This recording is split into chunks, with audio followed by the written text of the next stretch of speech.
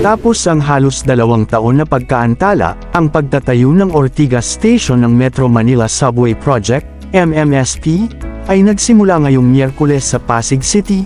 Ang istasyon ay ilalagay malapit sa Meralco Avenue. At bago natin ituloy, kung ikaw ay bago pa lang sa aking YouTube channel ay huwag kalimutan mag-subscribe at i-click na rin ang bell icon para lagi kang updated sa mga bago kong upload video. Ang Kagawaran ng Transportasyon, DOTR, Acting Secretary Giovanni Lopez at Pasig City Mayor Vico Soto ay sinuri ang site ng maaga ngayong Miyerkules. Ang mga manggagawa sa konstruksyon ay nakita na nagwawasak ng mga establishmento, na mga restaurant. Sa site, ang mga mabibigat na kagamitan ay nakita din sa standby. Sinabi ng DOTR na ang pagtatayo ng istasyon ng Ortigas ay dapat na nagsimula noong October 2023 ngunit naantala dahil sa issue sa right-of-way. Aniya na, ang istasyong ito ay napakahalaga sapagkat ito ang pangalawang pinakamalaking istasyon ng subway, at ito ay kung saan ang mga subway na tren na pupunta sa Mandaluyong at Ortigas ay dumadaan, at narito rin kung saan magkakaroon ng turn pod. Samantala, sinabi ni Soto na nagpapasalamat siya na ang pagtatayo ng istasyon ay sa wakas nagsimula. At sinabi ng DOTR na 75% ng mga right-of-way issues ay naayos na.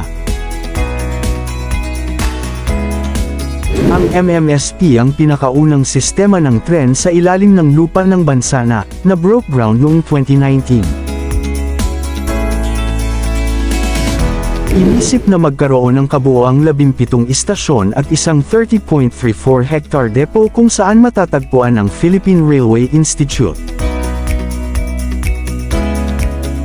Ang proyekto ay nagsasangkot sa pagtatayo ng isang 33 kilometrong linya ng tren na makakonekta sa lungsod ng Valenzuela sa Pasay City, na may spur line sa Ninoy Aquino International Airport, NAIA, Terminal 3. Ang 17 istasyon ng MMSP ay Valenzuela kung saan matatagpuan ang Depo, Quirino Highway, Tandang Sora, North Avenue, Quezon Avenue, East Avenue, Anonas, Katipunan, Camp Aguinaldo, Ortigas Bicutan. Ang proyekto ng subway ay naisip na magkakaugnay sa iba pang mga sistema ng tren tulad ng Light Rail Transit Line 1, LRT1, ang Metro Rail Transit Line 3 o MRT3, at ang Metro Rail Transit Line 7, MRT7, sa pamamagitan ng Commonwealth Station ng Light Rail Transit Line 2 o LRT2, sa istasyon ng Anonas, at isang pisikal na pagtakbo sa North-South Commuter Railway Extension, NSCRX, sa mga istasyon ng FTI at Bicutan.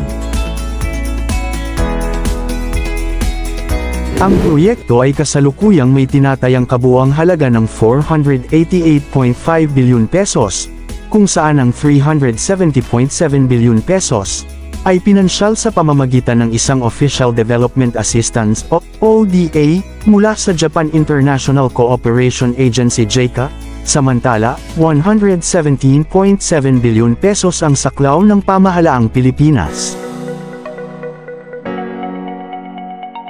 Samantala, hihilingin ng Department of Transportation (DOTR) sa Kongreso na dagdagan ng 2026 na budget para sa EDSA busway ng 16 na beses upang ihanda ang infrastruktura para sa paglipat nito sa pribadong sektor. Sa maagang pagdinig sa budget ng DOTR noong Biyernes, itutulak ng ahensya ang mas mataas na pondo para sa mga priority projects sa susunod na taon. Hihilingin ng road sector ng DOTR sa Kongreso na itaas ang paglalaan para sa EDSA busway na 1.32 billion pesos. Tanging 88.71 million pesos ang inilalaan para sa busway sa ilalim ng 2026 National Expenditure Program, NEP. Orihinal na, hiningi ng DOTR ang 14.13 billion pesos upang makumplito ang overhaul ng carousel ng EDSA. Sa ilalim ng dating kalihim ng transportasyon na si Vince Dizon, ang DOTR ay gumawa ng isang agresibong hakbang upang marehab ang busway. Bilang kabaligtaran sa kasalukuyang disenyo nito na may ugnay sa mga istasyon ng Metro Rail Transit Line 3 o MRT3, nais ni Dizon na ang busway ay magkaroon ng sariling mga concourses.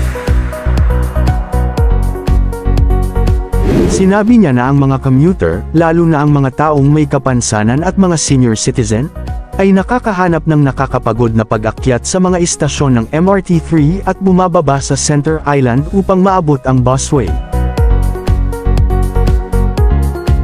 Upang matugunan ito, ang DOTR ay nagsimula sa isang phased renovation ng mga istasyon ng busway, na nagsisimula sa isang 253 milyong pesos, proyekto na sumasakop sa Monumento, Bagong Baryo, North Avenue at Guadalupe. Hinahabol din ng DOTR ang 89 milyong pesos pag-upgrade ng istasyon sa Kamuning, na kasama ang pagtatayo ng isang bagong footbridge sa lugar.